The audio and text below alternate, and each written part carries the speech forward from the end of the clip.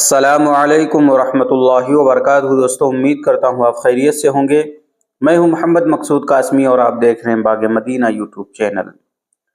ملک کی متعدد مسلم تنظیموں اور سرکردہ مسلم دانشوران نے CAA کے نفاذ پر تنقید کرتے ہوئے اسے آئین مخالف اور انصاف کے اصولوں کو مجروح کرنے والا قانون قرار دیا۔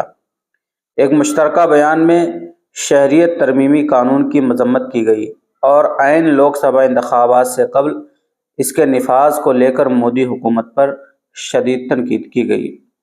مشترکہ بیان میں کہا گیا ہے کہ عام انتخابات سے عین قبل اس قانون کے نفاذ کا اعلان کرنا ظاہر کرتا ہے کہ یہ سب انتخابی فائدہ حاصل کرنے کے لیے کیا جا رہا ہے۔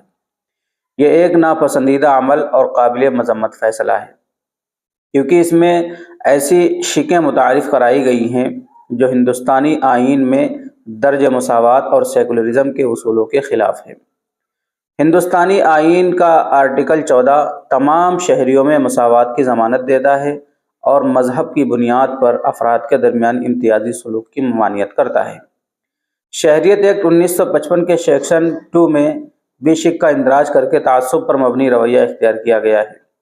اس میں افغانستان، بنگلہ دیش یا پاکستان سے آنے والے ہندو، سکھ، بودھ، جین، پارسی یا عیسائی برادریوں سے تعلق رکھنے والے افراد کا ذکر کرتے ہوئے کہا گیا ہے کہ ان میں سے جو دسمبر 2014 سے پہلے ہندوستان میں داخل ہو چکے ہیں ان کے ساتھ تارکین وطن جیسا سلوک نہیں کیا جائے گا، جبکہ مسلمانوں کو مذہب کی بنیاد پر اس ایکٹ میں شامل کرنے سے گریز کیا گیا ہے، جس سے شہریوں میں مساوی حقوق کے اصول کو شدید دھچکا لگا ہے۔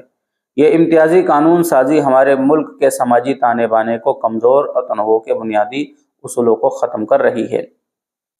پارلیمنٹ سے شہریت ترمیمی بل کی منظوری سے ہونے والے نقصانات کو محسوس کرتے ہوئے ملک کے مسلمانوں اور معاشرے کے دیگر طبقات نے ملک گیر احتجاجی مظاہرے کیے تھے۔ اب جبکہ عام انتخابات قریب ہیں تو اس قانون کے نفاذ کا اعلان کیا گیا ہے۔ یہ قابل اعتراض ہے۔ یہ تنگ نظر سیاسی مفادات حاصل کرنے والا رویہ ہے جو معاشرے کو مذہبی بنیاد پر تقسیم کر کے سیاسی مقاصد حاصل کرنے کو ظاہر کرتا ہے۔ ہمارا ماننا ہے کہ شہریت مساوات اور برابری کے اصولوں کی بنیاد پر دی جانی چاہیے۔ اس میں ذات پات، مذہب و ملت یا نسل و برادری کی کوئی شرط نہیں ہونی چاہیے۔ عدم مساوات اور ذات پات کا تعصب ہمارے قومی سیکولرزم کے تانے بانے کو بکھیر دے گا۔ انہوں نے اپنے بیان میں مزید کہا کہ ہم حکومت سے پرزور مطالبہ کرتے ہیں کہ وہ شہری ترمیمی ایکٹ 2019 کو منسوخ کرے اور ہمارے آئین میں شمولیت اور مساوات کے اقدار کو برقرار رکھے۔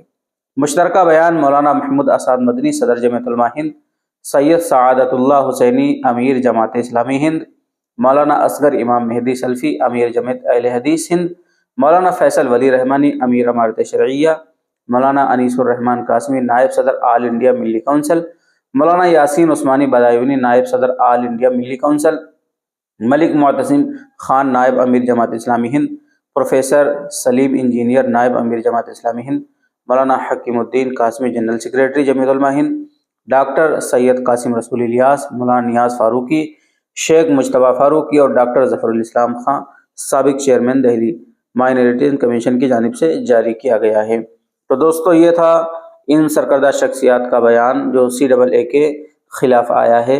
اب آپ حضرات کا اس کے متعلق کیا کہنا ہے؟ نیچے کمنٹ باکس میں اپنی رائے کا اظہار ضرور کریں۔ پہلی بار چینل کو دیکھنے سبسکرائب بھی کر سکتے ہیں۔ چلیے دوستو، پھر ملتے ہیں انشاءاللہ جلدی کسی نئے ویڈیو میں۔ السلام علیکم ورحمۃ اللہ وبرکاتہ۔